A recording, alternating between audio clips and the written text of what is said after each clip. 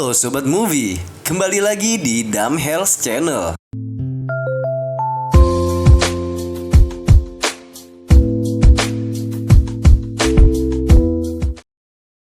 Semoga semua selalu dalam keadaan sehat, tanpa beban cicilan. Di video kali ini, gua bakal bawain alur cerita film horor Indonesia yang berjudul Hidayah, karya dari sutradara Monty Tiwa. Hidayah adalah film layar lebar yang diadaptasi dari sinetron televisi religi yang bertema azab, yang sempat booming di zaman dulu dengan judul yang sama. Film ini mengisahkan tentang ustadz muda bernama Bahri yang pergi merantau ke kota. Namun dia harus kembali untuk mengungkap peristiwa dan rahasia aneh yang terjadi pada seorang wanita yang dulu pernah ia cintai bernama Ratna. Mampukah Bahri menyelesaikan masalah ini sekaligus memperkuat imannya? Dan seperti biasa, jika kopi sudah diseduh, maka tak perlu membuang waktu. Inilah alur film Hidayah.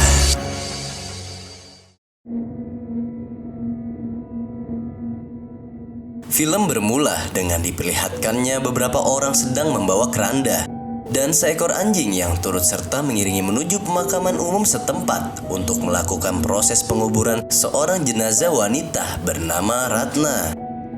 Lalu seorang pemuda bernama Bahri menjadi wakil dari keluarga duka turun ke liang lahat membantu mengurus jenazah tersebut. Namun di tengah proses penguburan berlangsung, seketika hujan turun dengan begitu lebat disertai petir seolah mengisyaratkan jika Allah tidak meridhoi jasad wanita itu dikebumikan. Karena tidak ingin sesuatu yang buruk terjadi pada Bahri, temannya bernama Hasan menyuruh Bahri segera naik ke atas. Tapi ketika si Bahri mencoba naik, dia malah terjatuh terpleset menibani jenazah tersebut. Dan setelah itu, jenazah Ratna terlihat mengerikan dan kondisi mata yang terbuka. Ibunda Ratna yaitu Bu Hesti, yang juga turut hadir di sana, nampak begitu sedih menyaksikan jenazah putrinya harus mengalami hal seperti itu. Hingga akhirnya Bahri yang tak tega pun langsung mengazani jenazah si Ratna agar proses penguburan cepat terselesaikan. San, ini harus dikelarin sekarang. Allahu Akbar, Allahu Akbar. Singkat waktu di situasi malam hari setelah proses penguburan, yang dimana tanah kuburan si Ratna terlihat bergerak. Lalu tiba-tiba sosok tangan terlihat menjulur keluar dari dalam kuburan tersebut. Dan film Hidayah pun dimulai.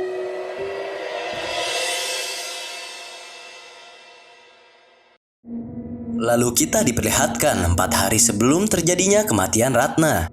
Bahri terlihat bekerja di sebuah bengkel mobil berada di kota. Beberapa saat kemudian teman lamanya dari desa yaitu Hasan mendatangi dirinya untuk membetulkan mobil yang rusak. Namun tujuan sebenarnya bukanlah itu, melainkan dia ingin memberitahu Bahri tentang keadaan desa Mekarwangi saat ini kondisinya sedang buruk dan menyeramkan. Hal itu terjadi setelah kepulangan wanita yang dulu pernah Bahri cintai yaitu Ratna, di mana saat ini dia sedang sakit keras yang tak kunjung sembuh sehabis kembali bekerja di kota. Bahri kemudian diminta Hasan kembali ke desa untuk menolong Ratna. Akan tetapi Bahri menolak ajakan si Hasan tersebut karena dia menganggap desa Mekarwangi dan Ratna hanyalah sebuah masa lalu baginya. Kemudian Bahri menyarankan Hasan meminta bantuan kepada Kiai Fatah untuk menolong Ratna. Namun Hasan berkata bahwa saat ini Kiai Fatah kesehatannya kian menurun karena sudah semakin tua. Setelah gagal membujuk Bahri, Hasan kembali ke desa. Sebelum pulang, sambil berharap, Hasan berpesan kepada sahabatnya itu dengan berkata, sebuah hidayah tidak akan terus datang, namun terkadang kitalah yang harus menjemputnya. Hidayah tidak terus-terusan datang. Terkadang kita yang harus menjemputnya. Saat Bahri beranjak tidur, terlihat penampakan pocong melayang secara perlahan mendekat ke arahnya. Kemudian pocong dengan posisi kaki di atas, kepala di bawah itu berhenti tepat di hadapan wajah si Bahri.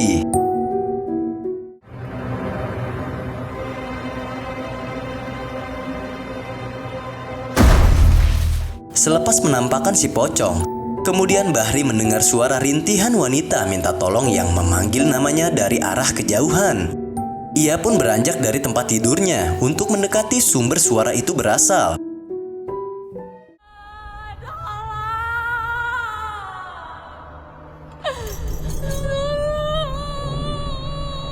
Ratna? Dan terkejutnya Bahri setelah melihat kalau itu adalah suara Ratna yang berada di dalam mobil dengan kondisi tangan terikat rantai. Namun dengan cepat penampakan Ratna itu kemudian menghilang dari pandangannya. Tolongin Ratna, Bahri. Tolong. Ratna! Bahri kemudian berpikir bahwasanya penampakan dari Ratna yang tadi ia lihat adalah merupakan sebuah pertanda kalau dirinya memang harus kembali ke desa untuk menolong Ratna. Tanpa berpikir panjang, Bahri langsung bergegas mengemasi barang, memutuskan untuk resign dari bengkel tempat bekerja tanpa pamit serta mengambil gaji terlebih dahulu dan memilih pulang kampung malam ini menggunakan bis antar kota. Di perjalanan pulang, terjadi sebuah kecelakaan mobil yang terjadi oleh pengendara lain. Kejadian itu pun membuat penasaran beberapa penumpang yang ada di dalam bis untuk melihat. Namun tidak dengan Bahri, yang terlihat merasa cuek dengan peristiwa itu.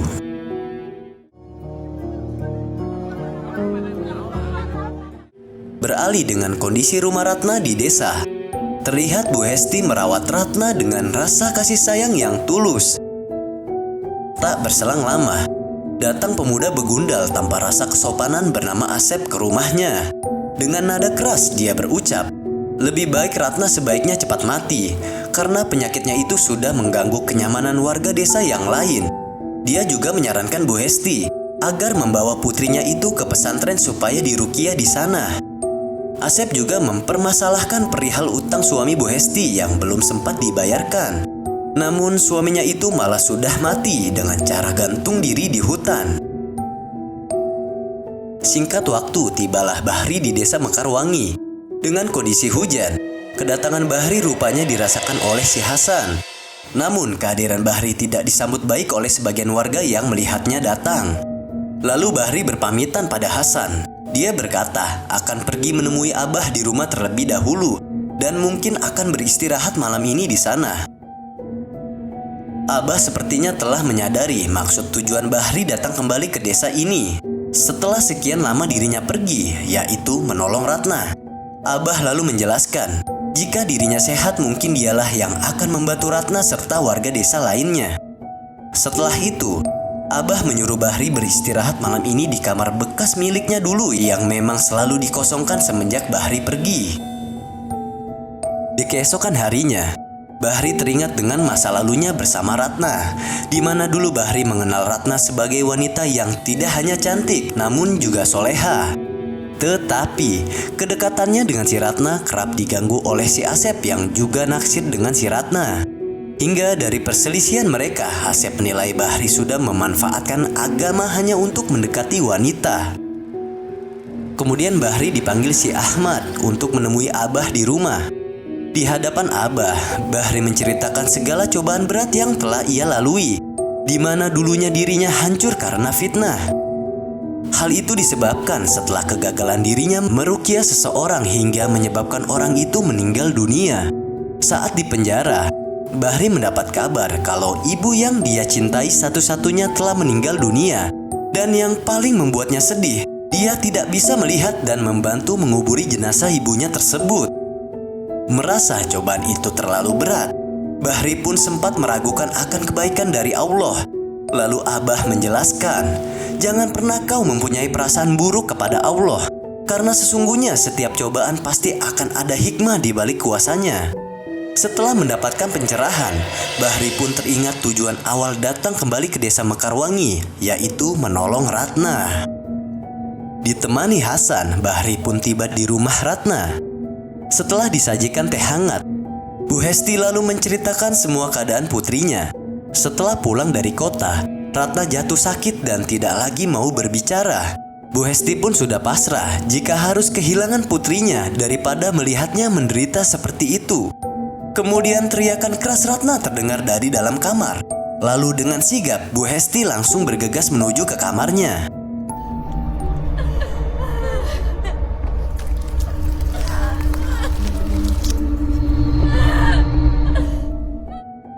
Dan betapa terkejutnya Bahri setelah melihat kondisi penyakit Ratna secara langsung yang begitu memprihatinkan, di mana terdapat banyak luka dan ulat yang menggerogoti sekujur tubuh Ratna. Bahri yang tak kuasa melihat kondisi wanita yang pernah ia cintai jadi seperti itu, berniat mundur dan mengurungkan niatnya menolong Ratna. Tapi untungnya, Hasan berhasil membujuk Bahri dengan pencerahan hingga akhirnya Hasan berhasil meyakinkan Bahri hingga mau melakukan proses ruqyah terhadap Ratna. Iya, saya kenal. Tidak akan berhenti sampai di sini. Saya nggak bisa. Bahri, saya yakin penderitaan Ratna akan selesai.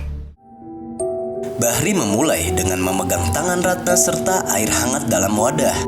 Lalu dilanjutkan dengan bacaan surat Al-Fatihah. Alhamdulillahirabbil alamin. Ar-Rahmanir-Rahim.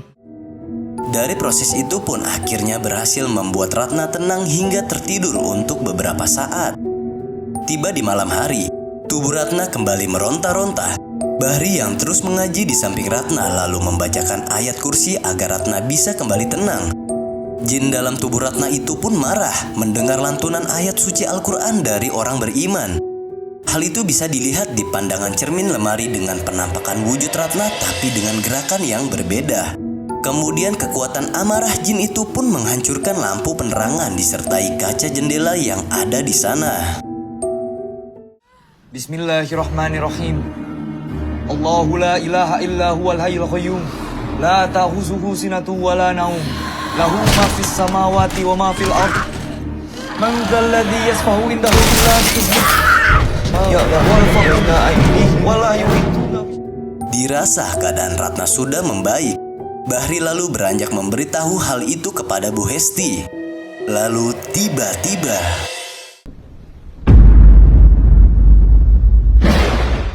penerangan yang padam disertai hujan membuat suasana menjadi lebih mencekam di dalam rumah tersebut.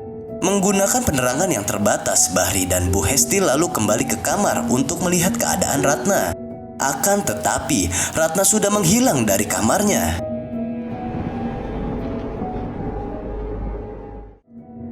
Mereka berdua lalu berbagi tugas mencari keberadaan Ratna, di mana Bahri mencari di kamar sedangkan Bu Hesti pergi ke arah belakang rumah.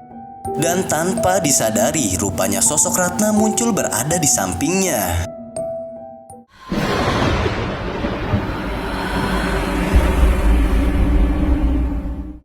Di tengah pencarian mereka berdua, Bahri lalu melihat keberadaan Ratna dari luar jendela.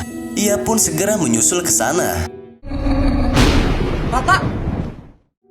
Ketika di luar rumah, Bahri dan Bu Hesti akhirnya melihat Ratna yang sedang duduk santai di atas rumah namun dengan wujud menyeramkan. Ratna yang tubuhnya sudah dikuasai jin jahat itu kemudian terbang menyerang ibunya sendiri. Bahri yang mencoba menyadarkan Ratna dari pengaruh jin. Dirinya pun juga tak luput dari serangan. Tak mampu melawan kekuatan jin dalam tubuh Ratna, Bahri pun mencoba melawan dengan bacaan ayat-ayat suci Al-Quran. Hasbunallah wa ni'mal wakil, ni'mal maula wa ni'man nasir. Dari tempat yang berbeda di waktu yang sama, terlihat Abah sedang berzikir membantu Bahri mengirimkan doa dari kejauhan untuk keselamatan si Bahri. Hingga pada akhirnya dengan cepat kekuatan Allah mampu mengusir jin dalam tubuh Ratna itu menghilang. Akan tetapi nyawa Ratna tidak bisa diselamatkan. Menjelang ajal Ratna kemudian menyempatkan diri meminta maaf kepada ibunya dari dosa yang telah ia perbuat. Dan akhirnya Ratna meninggal dunia.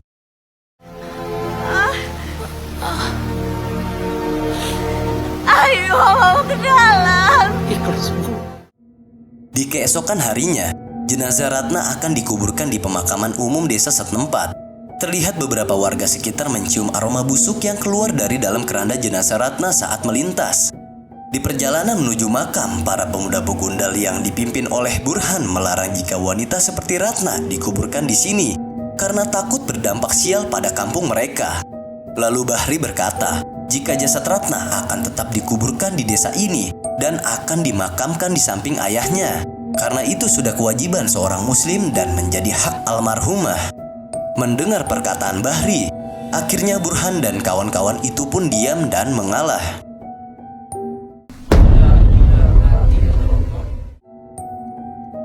Di malam harinya, Bu Hesti terus mengirimkan doa untuk kepergian putrinya. Lalu kemudian, foto Ratna yang tergantung di dinding tiba-tiba saja terjatuh menandakan sesuatu yang buruk akan terjadi.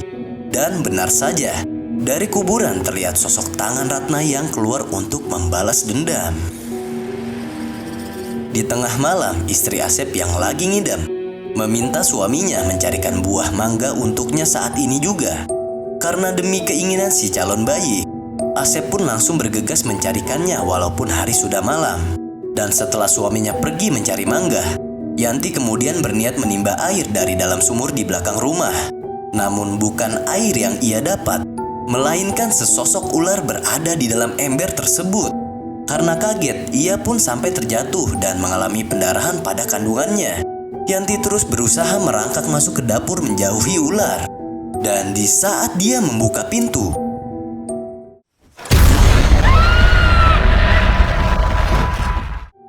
jasad pocong Ratna yang begitu menyeramkan muncul di hadapannya. Sontak hal itu pun membuatnya jatuh pingsan. Setelah meneror keluarga Asep, jasad Ratna itu pun kembali ke kuburan dengan sebuah lampu semprong menjadi penerangan di sana. Di keesokan paginya, si Asep pun terlihat menangis setelah mengetahui calon anak pertama dalam kandungan istrinya telah meninggal dunia. Si Dadang yang tak sengaja melintas mencoba menenangkan temannya itu. Dadang lalu memprovokasi Asep bahwa musibah yang menimpa keluarganya itu disebabkan oleh si Bahri. Karena telah menguburkan jasad Ratna di desa ini hingga kampung ini menjadi sial. Di tempat berbeda, Bahri menanyakan kehidupan masa lalu Ratna pada si Hasan yang tidak ia ketahui selama di penjara. Hasan bercerita, dulu ayah Ratna mempunyai hutang dengan jumlah yang besar pada keluarga si Asep. Karena tak mampu membayar, dia pun bunuh diri. Asep lalu mengancam Ratna dan Bu Hesti untuk segera melunasi hutang itu. Setelahnya, Ratna kemudian menghilang dan tak ada satupun mengetahui keberadaannya. Namun di saat itu, Bu Hesti mulai bisa membayar cicilan hutang suaminya kepada Asep. Untuk menyelidiki kepastian masa lalu Ratna, Bahri dan Hasan kemudian pergi menemui Burhan di rumahnya. Burhan yang menganggap Bahri sebagai sumber masalah di desa ini lalu begitu emosi dan mencoba memukul Bahri. Di tengah emosinya, Burhan juga memberitahu apa yang ia ketahui tentang masa lalu Ratna. Burhan bercerita kalau Ratna dulu bekerja di tempat hiburan malam menjadi wanita penghibur untuk melayani bos-bos besar di kota. Dia juga sering mendapatkan uang tips sebesar dari para pengunjung karena servisnya yang memuaskan. Bahri yang seakan tidak percaya akan cerita Burhan hanya mampu beristighfar dari dalam hatinya.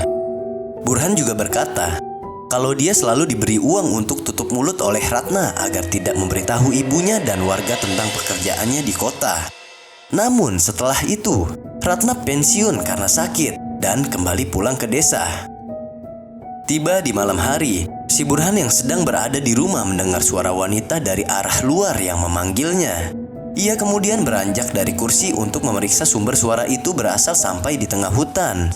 Burhan dengan rasa penasaran akan suara itu malah dikejutkan dengan penampakan pocong yang mengeluarkan ular dari dalam mulutnya. Burhan.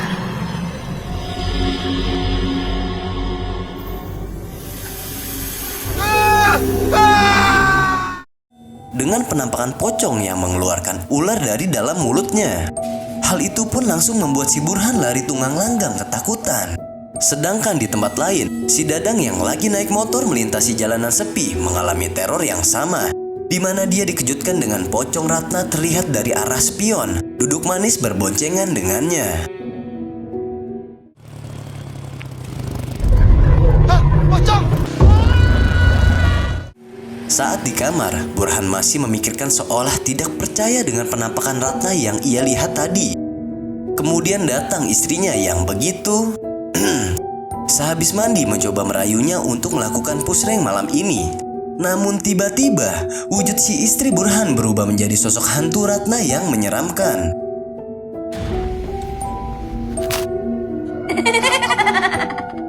Di sisi lain, padahal istri asli Burhan sedang membuatkan teh untuk suaminya tersebut, Dan setelah ia membuka pintu kamar,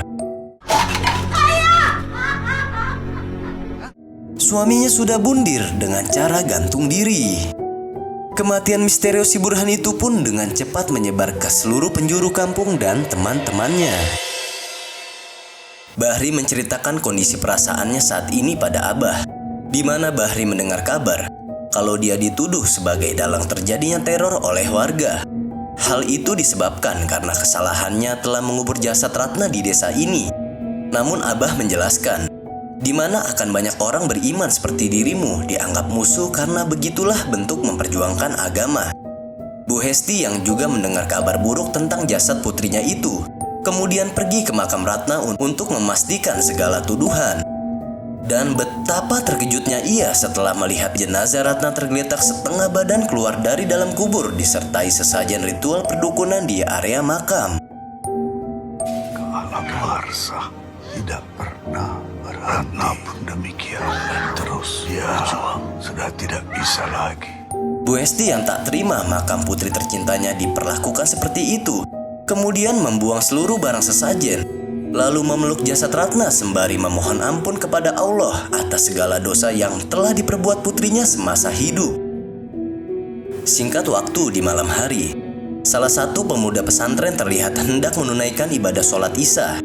Namun ketika sedang berwudu, dia dikejutkan kemunculan keranda yang secara perlahan berada dekat di sampingnya. Dan dengan seketika pemuda itu pun mengalami kerasukan. Teriakan keras pemuda kesurupan itu sontak terdengar oleh penghuni pondok pesantren lainnya.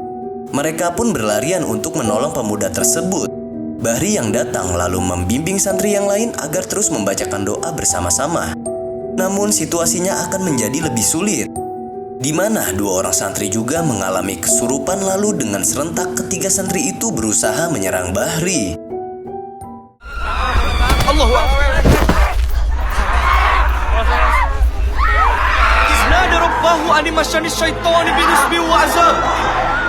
Terkutuk kamu setan! Dan melalui bacaan dari kekuatan doa Bahri, akhirnya mampu mengeluarkan setan itu dari ketiga tubuh para santri. Selepas itu, Bahri kemudian dipanggil pemuda pondok untuk menemui Abah di rumah. Dan setelah tiba di kamar, Abah berkata pada Bahri kalau umurnya sudah tak lama lagi.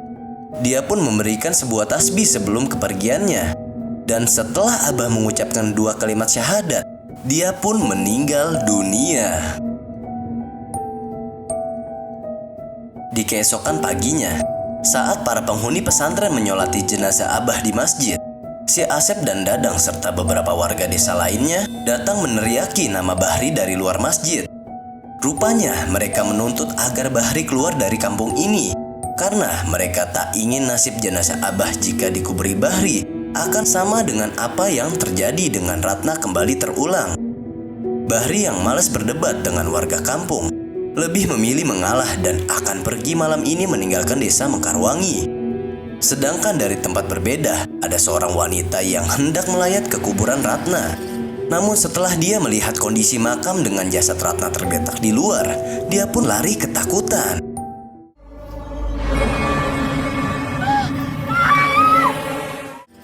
Tiba di malam hari, Bahri yang telah diusir warga berniat merantau kembali ke kota menggunakan bis.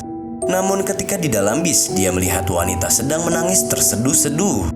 Bahri lalu bertanya pada wanita yang baru ia lihat di kampungnya itu perihal apa yang terjadi. Setelah memperkenalkan diri, wanita bernama Nisa itu lalu menceritakan kalau dia adalah teman satu profesi Ratna saat bekerja di kota dulu. Nisa berkata kalau warga di sini telah menzolimi Ratna karena selama ini dia mengenal temannya itu sebagai orang baik yang selalu meminjamkan uang kepadanya walaupun kondisi keuangannya juga sulit. Nisa lalu tanpa sengaja pernah mendengar percakapan antara Ratna dan Burhan di tempatnya bekerja. Kalau ternyata tubuh Ratna sudah dipasangi susuk oleh salah satu teman Burhan di kampungnya yang bertujuan untuk menarik pelanggan. Namun karena Ratna tidak mau menumbalkan orang yang dia sayangi, yaitu ibu satu-satunya yang dia miliki, Ratna kemudian melanggar syarat perjanjian yang diberi dukun dan setelah itu ia jatuh sakit dan kembali ke desa. Lalu setelah mendengar cerita masa lalu Ratna dari Nisa, Bahri kemudian turun dari bis dan akan mencari orang yang telah memasang susuk di tubuh Ratna. Tetapi di tengah jalan langkahnya dihadang oleh Asep dan Gilang, hingga perkelahian di antara mereka pun tak terelaikan.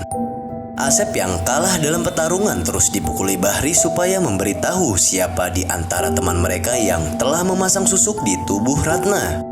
Asep kemudian akhirnya mengaku kalau yang memasang susuk di tubuh Ratna adalah si Dadang.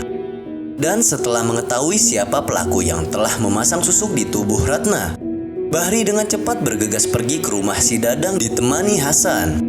Sesampainya di rumah Dadang, Bahri yang tak ingin terjadi sesuatu oleh si Hasan kemudian menyuruhnya agar pergi dari tempat itu dan akan menghadapi si Dadang seorang diri. Dan benar saja, setelah Bahri memasuki rumah Dadang, terlihat dua pocong serta banyak sesajen alat-alat perdukunan. Lalu kemudian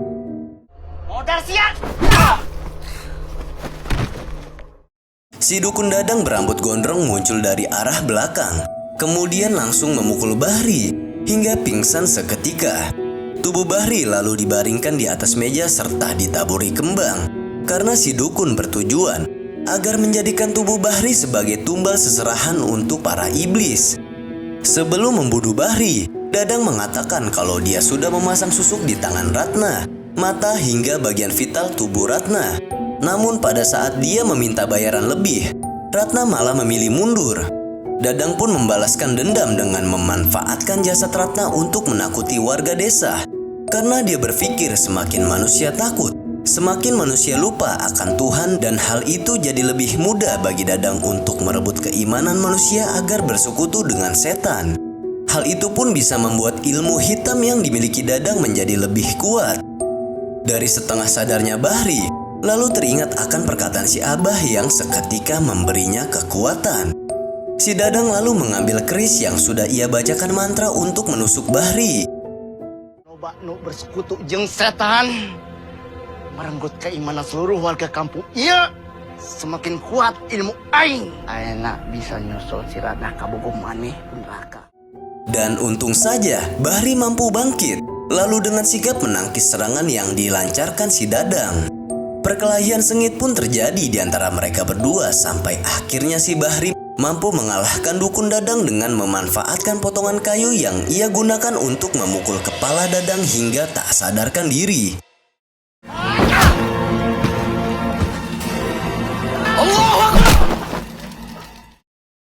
Dan si Dadang yang pingsan itu pun ikut mati bersamaan dengan rumahnya yang terbakar. Setelah mengalahkan dukun, dari luar rumah arwah Ratna muncul datang menemuinya. Arwah Ratna seolah ingin mengucapkan rasa terima kasih karena Bahri senantiasa menolong dirinya walaupun ia adalah wanita kotor yang penuh dengan dosa. Singkat waktu bersamaan warga lainnya, Bahri memimpin proses penguburan ulang jasad Ratna secara layak agar dia bisa tenang di alam sana. Tidak luput juga pemuda bernama Gilang meminta maaf pada Bahri kalau selama ini dia telah berprasangka buruk terhadapnya. Di siang harinya, terlihat dua polisi mendatangi pondok pesantren untuk mencari keluarga pemuda bernama Hasan. Bahri lalu menghampiri dan mengaku dirinya merupakan kerabat dekat si Hasan. Polisi itu menjelaskan bahwa pemuda bernama Hasan telah meninggal dunia akibat kecelakaan. Ternyata, insiden kecelakaan mobil yang Bahri lihat di dalam bis waktu itu merupakan kecelakaan mobil Hasan saat perjalanannya menuju kota, hingga pada akhirnya Hasan pun dinyatakan meninggal dunia setelah beberapa hari koma di rumah sakit. Ternyata warga sempat mengira kalau Bahri memelihara jin karena kerap terlihat berbicara sendiri. Karena selama ini rupanya hanya arwah Hasan yang menemani Bahri menolong Ratna. Sembari menangis, Bahri mengucapkan rasa terima kasih kepada sahabatnya itu karena sudah membantu untuk menjemput sebuah hidayah. Rasa terima kasih Bahri rupanya terdengar oleh arwah Hasan yang terlihat berada di belakangnya. Makasih, San.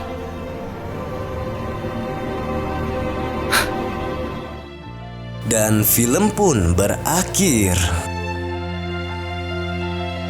Untuk mendapatkan hidayah dari Allah memang tidaklah mudah. Karena kita harus merasakan kehilangan orang-orang yang kita sayangi, orang tua, kekasih, dan sahabat. Namun hal itu akan membuat keimanan kita semakin kuat atas kuasa Allah. Itu aja dari gua. Selebihnya mohon maaf jika ada kesalahan dari nama tokoh maupun tempat. Dan terima kasbon. Salam Damhels.